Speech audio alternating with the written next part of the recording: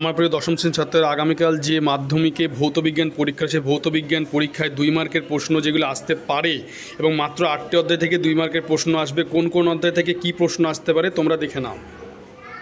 ভাবনা এই অধ্যায় থেকে 2 মার্কের প্রশ্নগুলি। 1 নাম্বার, ওজোন স্তর ধ্বংসে সিএফসি এর ভূমিকা কি, অথবা জ্বালানি তাপন মূল্য কাকে বলে, এর এসআই একক কি, কয়লা ও ডিজেলের মধ্যে কোনটি তাপন মূল্য বেশি।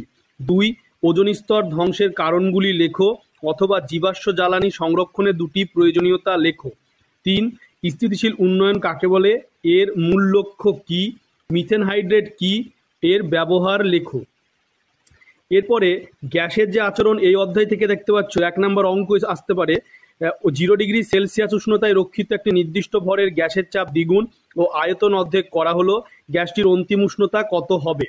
অথবা স্থির চাপে কোনো নির্দিষ্ট ভরের গ্যাসকে 0 ডিগ্রি সেলসিয়াস থেকে 546 ডিগ্রি সেলসিয়াস উষ্ণতায় উত্তপ্ত করা হলো, গ্যাসটির অন্তিম আয়তনের সঙ্গে প্রাথমিক আয়তনের অনুপাত কত।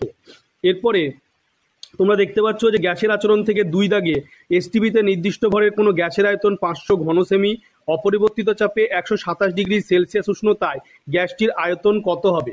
অথবা 4 অ্যাটমসফিয়ার চাপ ও 300 কেলভিন উষ্ণতায় 8 গ্রাম হাইড্রোজেন গ্যাসের আয়তন কত হবে।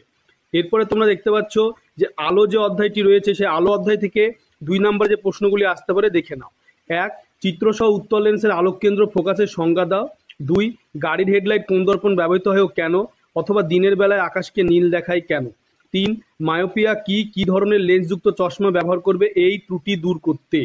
4, গোলীয় দর্পণের ক্ষেত্রে প্রমাণ করো F সমান R/2, অথবা অবতল দর্পণের ক্ষেত্রে ফোকাস দূরত্ব বক্রতা ব্যাসার্ধের মধ্যে সম্পর্কটি নির্ণয় করো। 5, আলোর প্রতিসরণের ক্ষেত্রে স্নেলের সূত্র প্রযোজ্য না হওয়ার শর্ত কি।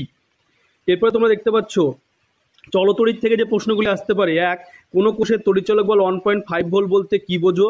2, তড়িৎচুম্বকীয় আবেশ সংক্রান্ত লেন্সের সূত্রটি বিবৃত করো, ব্যাখ্যা করো। 3, সিএফএল অপেক্ষা এলইডি এর দুটি সুবিধা উল্লেখ করো। 4, 220 ভি 60 ওয়াট ও 220 ভি 100 ওয়াট বাতি দুটি রোধের অনুপাত নির্ণয় করো। 5, ফ্লেমিং এর বামহস্ত নিয়মটি লেখো, অথবা 5A ফিউজ তার বলতে কি বোঝো। এরপর তোমরা দেখতে পাচ্ছ যে আয়নীয় সমযোজী যে বন্ধন এই চ্যাপ্টার থেকে যে 2 মার্কের প্রশ্নগুলি আসতে পারে দেখে নাও। 1, সমযোজী তড়িৎযোজী যৌগের নিম্নলিখিত দুটি ক্ষেত্রে পার্থক্য লেখো। 1, ভৌত অবস্থা। 2, তড়িৎ পরিবাহিতা। অথবা প্রাত্যহিক জীবনে ব্যবহৃত হয় একটি সমযোজী ও একটি তড়িৎযোজী যৌগের নাম ও সংকেত লেখো। 2, লুইস ডট গঠন অঙ্কন করো, NH3 CO2 N2 HCl C2H4। 3, কোনগুলি তড়িৎযোজী ও কোনগুলি সমযোজী যৌগ লেখো। CaCl2 CCl4 K2O NH3 MgO CaCl3 H2O Cl2। এরপর তোমরা দেখতে পাচ্ছ যে আয়ন সংযোগ থেকে বন্ধন থেকে যে প্রশ্নগুলো আসতে পারে। 4, নিম্নলিখিত ধর্ম দুটি উল্লেখ করো, NaCl এবং CCl4 এর পার্থক্য লেখো। দ্রাব্যতা 1 আর 2 তড়িৎ পরিবাহিতা। অথবা NaCl এর ক্ষেত্রে আণবিক ভরের পরিবর্তে সংকেত ভর কথাটি প্রযোজ্য কেন। 5, সোডিয়াম ক্লোরাইড বন্ধন NaCl হিসেবে প্রকাশ করা যায় না কেন। 6, HCl গ্যাস তড়িৎ পরিবহন করে না কিন্তু HCl জলীয় দ্রবণ তড়িৎ পরিবহন করে কেন। এরপর তোমরা দেখতে পাচ্ছ যে আয়ন সমযোজী বন্ধনের 7 দাগে যে প্রশ্ন, কঠিন অবস্থায় আয়নীয় যৌগের তড়িৎ পরিবাহিতা খুব কম হয় কেন। অথবা তরল হাইড্রোজেন ক্লোরাইড তড়িৎ পরিবহনে সক্ষম নয় কিন্তু গলিত সোডিয়াম ক্লোরাইড তড়িৎ পরিবহনে সক্ষম, ব্যাখ্যা করো। এবার তোমরা দেখতে পাচ্ছ পরীক্ষাগার ও রাসায়নিক শিল্পে অজৈব রসায়ন। এখানে 1 নাম্বার, 1100 ডিগ্রি সেলসিয়াস উষ্ণতায় উত্তপ্ত CaCO2 এর উপর দিয়ে N2 গ্যাস চালনা করলে কি ঘটে সমিত সমীকরণ সহ লেখো।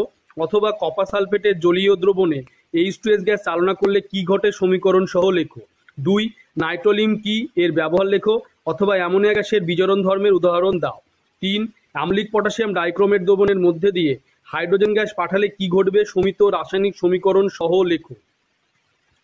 এরপরে তোমরা দেখতে পাচ্ছ যে পরীক্ষাগার রাসায়নিক শিল্প থেকে আসতে পারে।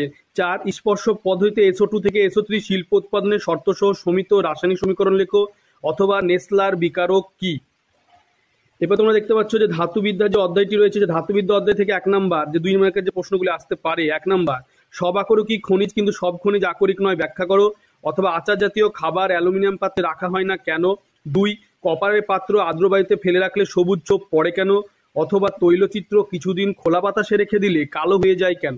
3, দস্তার পাত্রে কপার সালফেট দ্রবণ কেন রাখা যায় না, ব্যাখ্যা করো। বিক্রিয়া সমিত সমীকরণটি লেখো। অথবা বক্সাইট থেকে অ্যালুমিনিয়াম ধাতু নিষ্কাশনের বিক্রিয়াগুলি লেখো। এরপর তোমরা দেখতে পাচ্ছ যে ধাতুবিদ্যা থেকে যে নেক্সট যে প্রশ্ন 4 নাম্বার, লোহায় মরিচা পড়া প্রতিরোধে দুটি উপায় উল্লেখ করো, অথবা থার্মিট মিশ্রণ কি, সমীকরণ সহ থার্মিট পদ্ধতি নীতি লেখো। এরপর তোমরা দেখতে পাচ্ছ জৈব রসায়ন থেকে যে প্রশ্নটি আসতে পারে, যে অধ্যায় থেকে যে প্রশ্নগুলি 2 মার্ক আসতে পারে, 1 কিভাবে পরিবর্তিত করবে H2C ডবল বন্ড CH2 থেকে CH3CH3, 2 CH4 থেকে CH3Cl, অথবা ডিনেচার্ড স্পিরিট কি, 2 মিথেনের সঙ্গে ক্লোরিনের বিক্রিয়ায় বিক্ষিপ্ত সূর্যালোকের প্রথম দুটি ধাপ লেখো, অথবা কার্যকরী মূলক ঘটিত বা সমবায়বতা কি, উদাহরণ দাও, 3 এলপিজি ও সিএনজির পুরো নাম কি, এর উৎস ব্যবহার লেখো, এলপিজি ও সিএনজি এর পার্থক্য লেখো। এরপরে দেখতে পাচ্ছ যে জৈব রসায়ন থেকে যে প্রশ্নগুলি আসতে পারে 4 টেফলনের মনোমার কি, এর একটি ব্যবহার লেখো, অথবা প্রমাণ করো ইথিলিন একটি অসম্পৃক্ত হাইড্রোকার্বন, 5 C2HCO আণবিক সংকেত বিশিষ্ট দুটি কার্যকরী মূলক গঠিত সমবয়বের গঠন সংকেত ও ইউপ্যাক নাম লেখো, অথবা অসম্পৃক্ত যৌগ কাকে বলে, উদাহরণ দাও, এলপিজি সিলিন্ডারে যে গন্ধযুক্ত পদার্থ মেশানো হয় তার নাম লেখো। 6 জৈব যৌগগুলি সাধারণত জলে ধ্রুবীয় দ্রাবকে দ্রবীভূত হয় না কেন। 7 ইথিলিন থেকে কিভাবে অ্যাসিটিলিন তৈরি করবে। তোমাদের যদি ভিডিওটি ভালো লাগে তোমরা লাইক কমেন্ট ও শেয়ার করবে, এবং তোমরা চ্যানেলটিকে অবশ্যই সাবস্ক্রাইব করবে যেন পরবর্তী ভিডিও নোটিফিকেশন তোমরা পেতে পারো।